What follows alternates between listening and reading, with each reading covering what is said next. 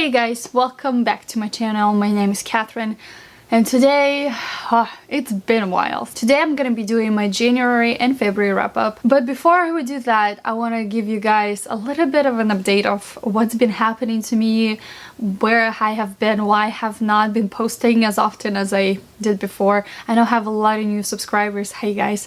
And yeah, I just wanna, welcome new people and update the ones who've been with me for a while. So here we go. In December 2020, I had a very busy schedule planned. I had a lot of the end of the year videos, which all came out. You can check them out on my channel. There's all the best, the worst books, the, 2020 wrap up. They did not come out in December because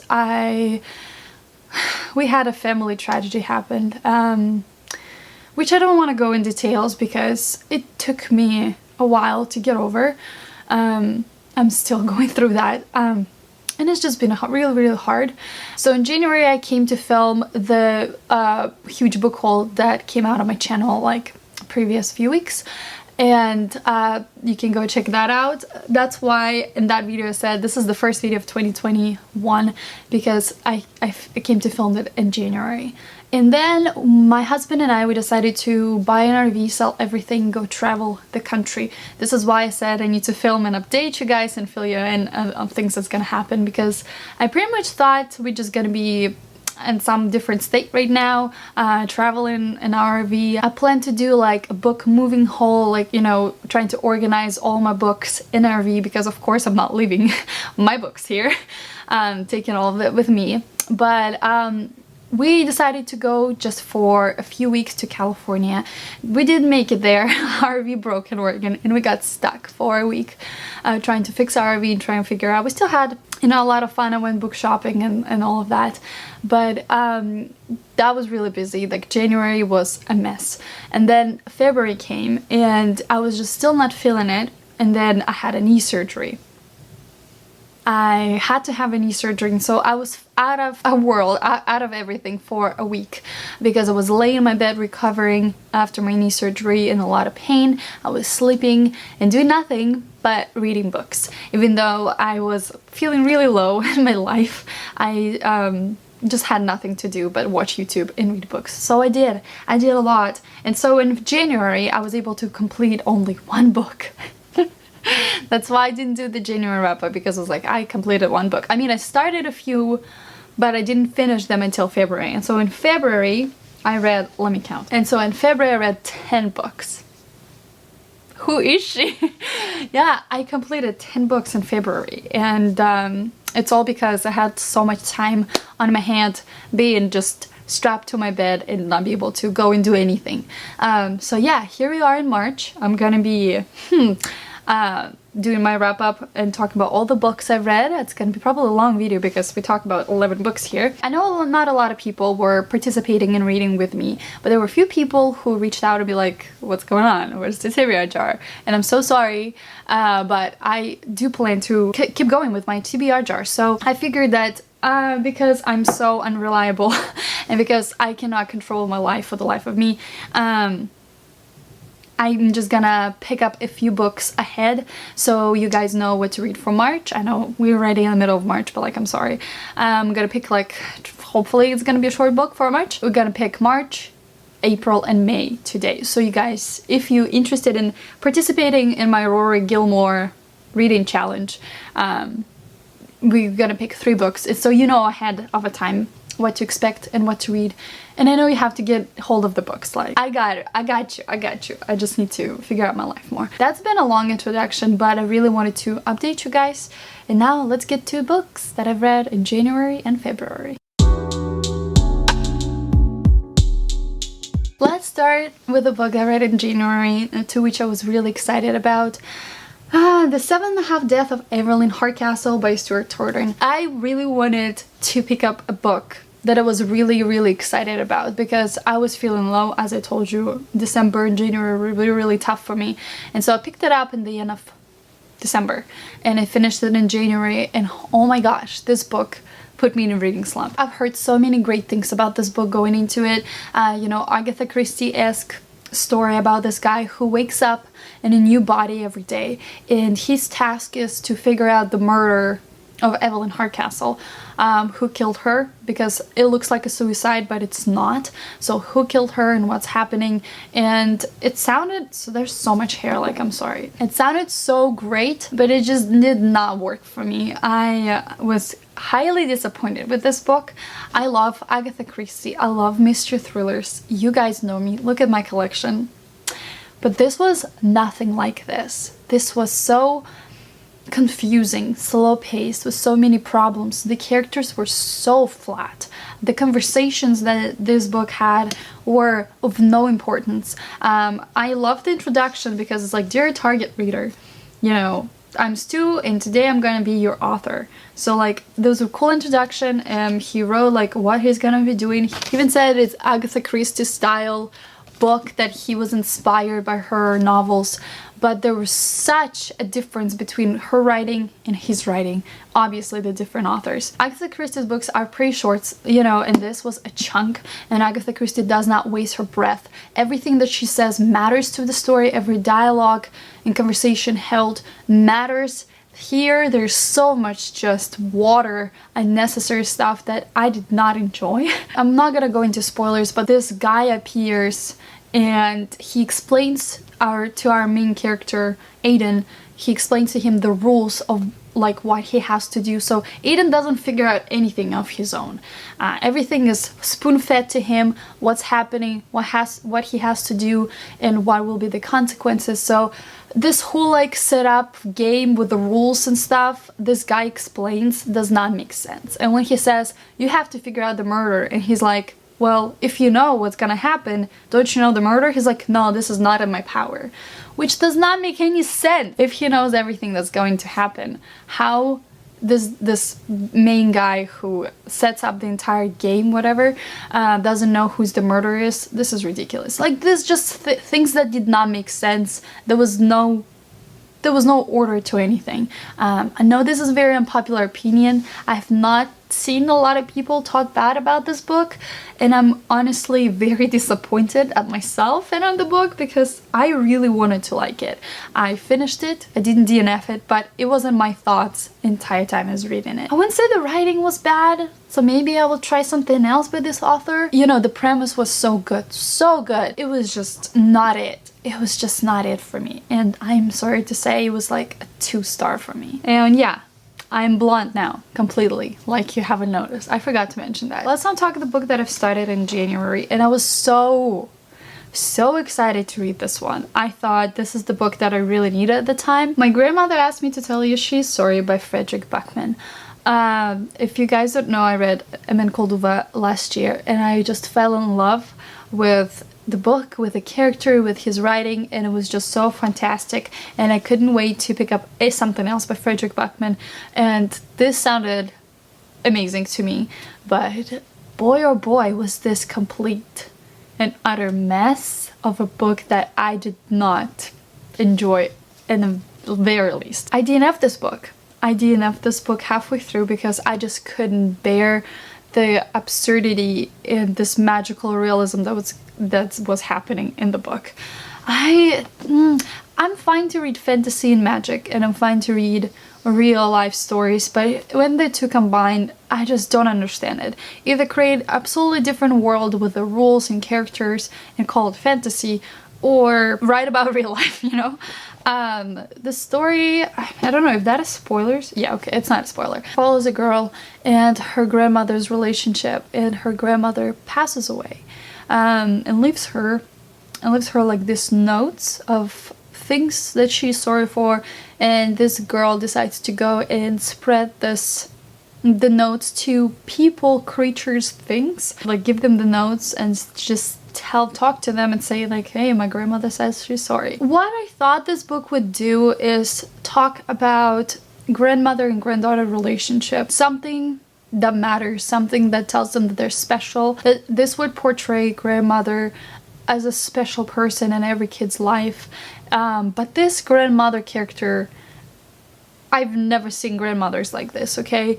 This grandmother character is sassy, rude woman who smokes and drinks, I'm pretty sure, and just like gets in trouble with police throws like monkey's poop at police. She does some kind of crazy stuff that has no place in existing. She's not like nice grandmother who cooks you food and like knits you things and like all the grandmother stuff that she has to do like my grandmother was. Even though I really liked the relationship that was happening between grandmother and granddaughter, like, you know, the mom would not understand but grandmother always supports her.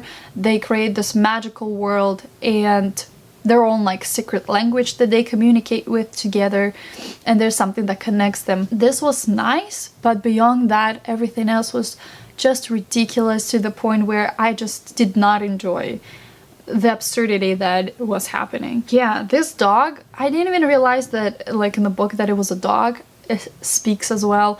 And talking animals and real life stories is just, it's a no for me. DNF halfway through, so it's a 1 star. I honestly am really disappointed because I'm like, well, now I have so much Frederick Backman on my shelf, like, what's up? But I've heard from some people that that's their least favorite of his books, and that I should just try other his works. And I finally picked up Hidden Bodies by Caroline Kepnes. Finally. Finally the book that came through and saved my life from a huge reading slump. I started this book right when I realized that I wasn't enjoying this one, so I needed something else really quick. I started in January as well, and in the last few days, and I finished it in February. This was not as good as You. Let me just put it out there. You was a masterpiece. There was nothing wrong with it. This, a lot of people say that this was not necessary, even though I agree with that. You know, you can just stand alone. But let me tell you, Joe is great. I love Caroline Kepnes' writing. I love Joe as a character. I love following his weird obsessions, weird mindset. You know, he is sick and dangerous and messed up. And this was actually really good. I give it 5 stars because, first of all, I had really bad experiences, you know, starting in 2021, and I just needed something good. And even though it wasn't like all-time favorite, there was a lot of moments in this book that I was squealing, I was screaming, I was laughing, I was terrified. This book messes up with you. This author messes up with you. I don't know, like the last 100 pages, again, I was sitting in the middle of the night and finishing the book because I just couldn't put it down. Was it necessary? We can debate on that, but I know the 3rd book is coming out. I'm definitely reading that. I watched the 2nd season on Netflix, and there was a lot of differences. It was completely different plot of everything. They were the same characters, but there was just different plot line. I guess as a character growth, I can say pretty similar. And the ending is the same. Okay, the next book I read is Carrie by Stephen King. I give this 4 stars. His first novel that he ever wrote, and it was a pretty strong one. What I was surprised by is his writing style. There are no chapters here.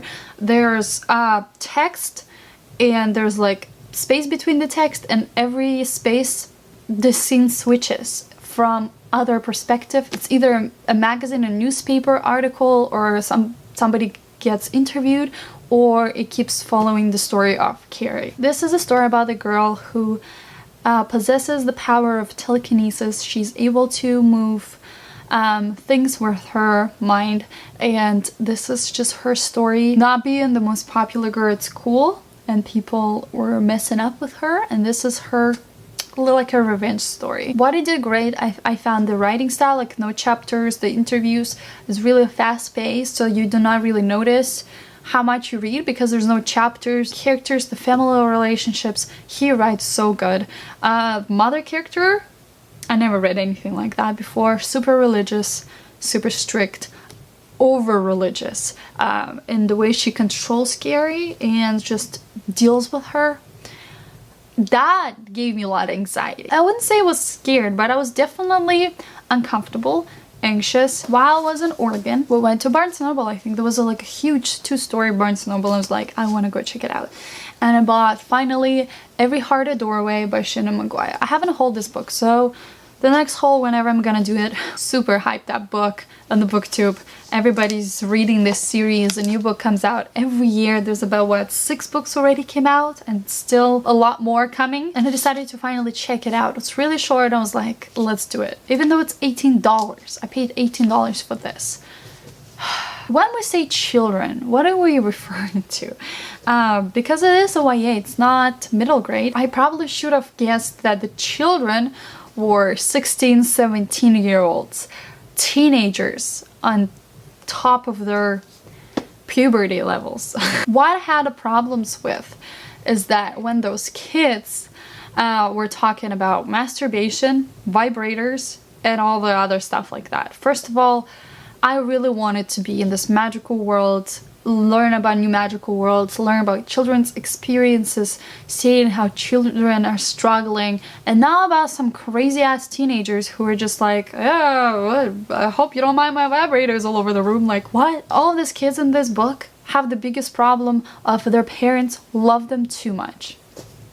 Are you kidding me? I wish this was my problem in my life, that my parents love me too much. Are you kidding me? So they were always complaining, oh, my parents love me so much. They want the best for me. I'm so sick of it. Like, are you freaking kidding me? But another problem I had with this book, a little bit of spoiler, somebody died at the school.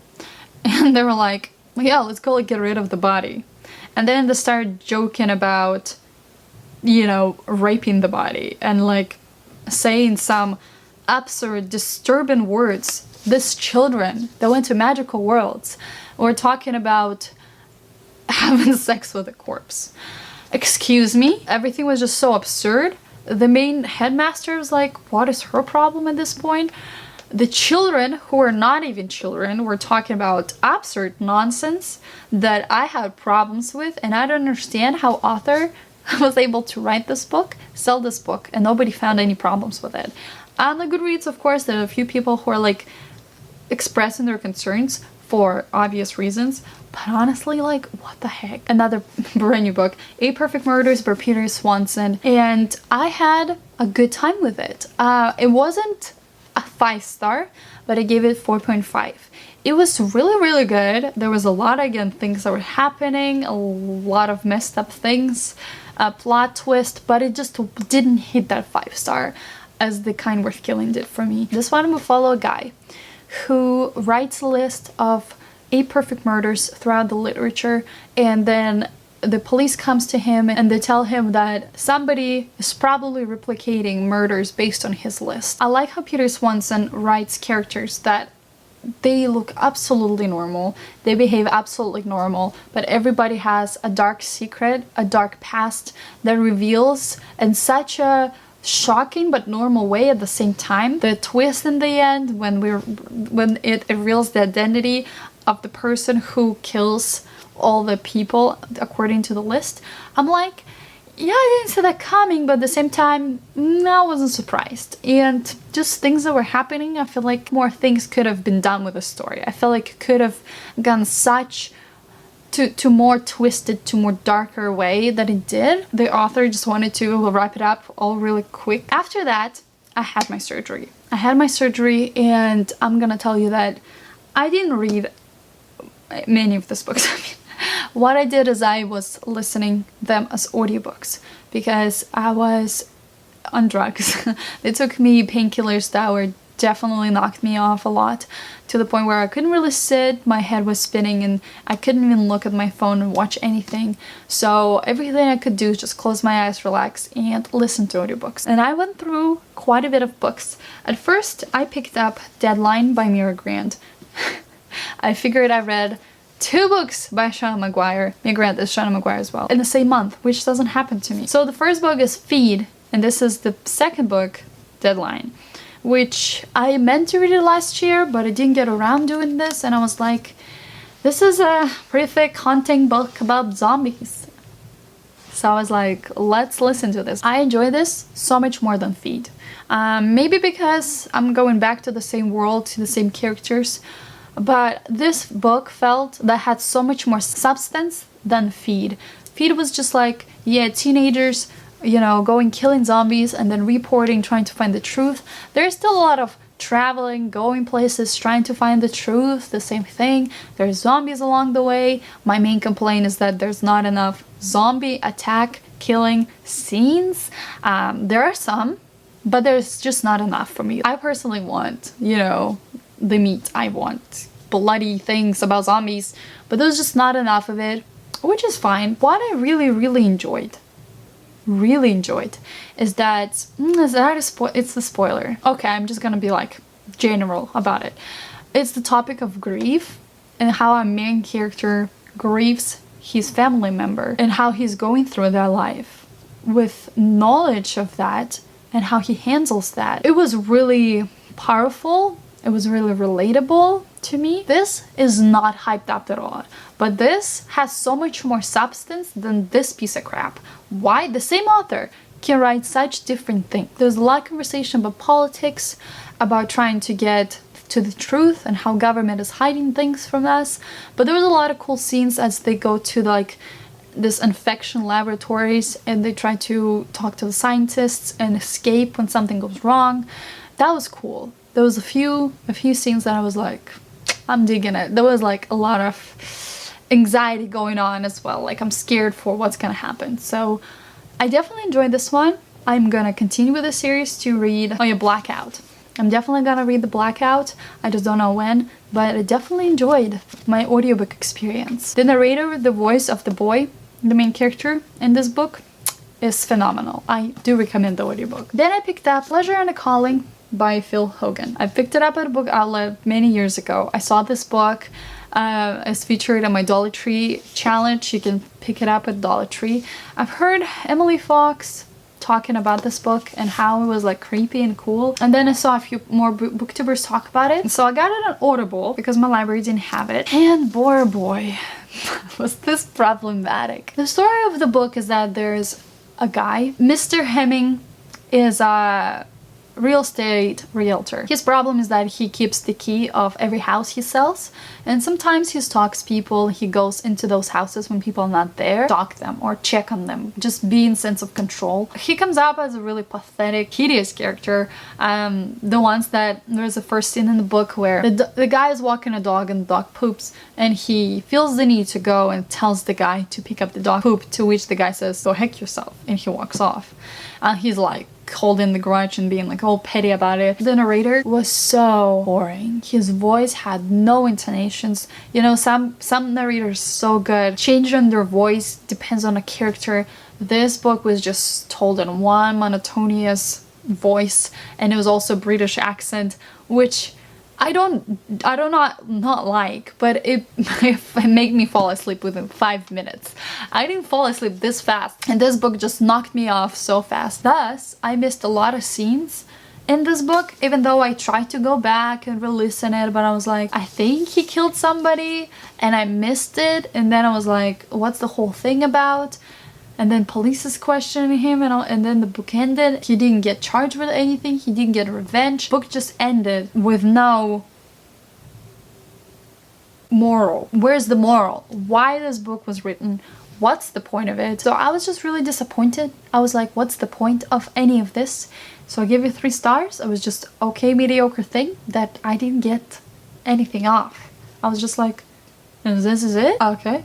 This is how I feel about it. The next one I picked up was a Stargirl. Boy. First of all, a very fast book, like really short. I was just so impressed by the writing, by narration, by how much the author makes such a good job engaging you in the story, like you're part of the school, makes you interested in the Stargirl. If you don't know, the story follows this guy who's in a school, and then the new girl shows up and she's all different. She dresses up differently, she plays ukulele, she sings to everybody, she remembers everybody's like birthday and what's going on with them. But I was just so overwhelmed and impressed with how much I enjoyed this story, because I finished this and the same day I picked up the Stargirl, and when this put me to bed so fast. The Stargirl, I was so wide awake. I knew that it's not me. It's not like I'm not capable of listening to audiobook without falling asleep, because this did the trick for me. This did absolutely miraculous things for me. Even though like I'm not in school, I've never been to like American school,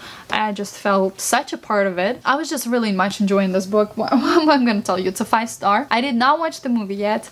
I am Netflix doesn't have it yet, so I'm gonna wait until Netflix has it. There's a second book which I'm interested in reading as well. So this was fantastic. It's been written a long time ago, but I feel like it still stands and has a big value even to adults like myself. I picked up another book that I thought I would not want to read because it's a very beat up old copy that I thrifted, that I was like, the cover doesn't look interesting, nothing looks interesting about it. This is a historical fiction that follows Leningrad during the World War II, when Germans were surrounding the city and pretty much controlling the streets, and the war was happening.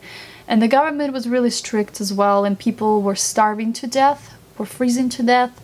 There was no jobs, there was no food. People were eating their pets, glue, whatever they find. This was an amazing book. I consider it to be one of my favorite historical fictions I've ever read in my life. Read. I actually at some point started just physically reading the book because I started feeling better, and because I was so interested in the story that I was like, there's no way I can just listen to it. Narrator was pretty... I was like, okay, this is gonna be a boring book. His voice was so deep and so slow, and I was like, okay, but the story itself was just fascinating. I think it was a bit better to physically read the book. The story follows, so the two of them kind of just get their misfortunes, they get caught, and they sent to find eggs for this general's daughter's wedding. Some people who are above the government, they're still living fine lives. So this general's daughter is getting married, and they need a cake for it, and for the cake they need eggs, and of course there's a lack of food and they cannot get a hold of it. So they said, you will get your freedom back in your food cards if you in 2 weeks bring me a dozen eggs. And so these two guys going to try to find eggs. There was so much stuff happening. This book is packed with things. If you're looking for fast-paced historical fiction with a lot of messed up stuff, I highly recommend this one. When the introduction started, he mentioned that he asked his grandfather to tell him what happened. And so this is kind of like his grandfather's story of what he lived through. So I wouldn't say this is completely fiction. I think there's some truth to this. There was cannibalism, there was starvation, there was captivation, there was just sad things happen in the book. It was still tremendous experience for me to learn what my people went through.